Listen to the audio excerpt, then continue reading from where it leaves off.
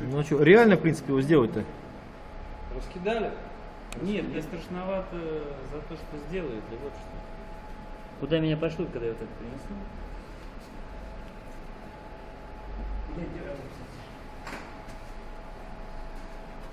А остальные нормально, да? Ну, так относительно.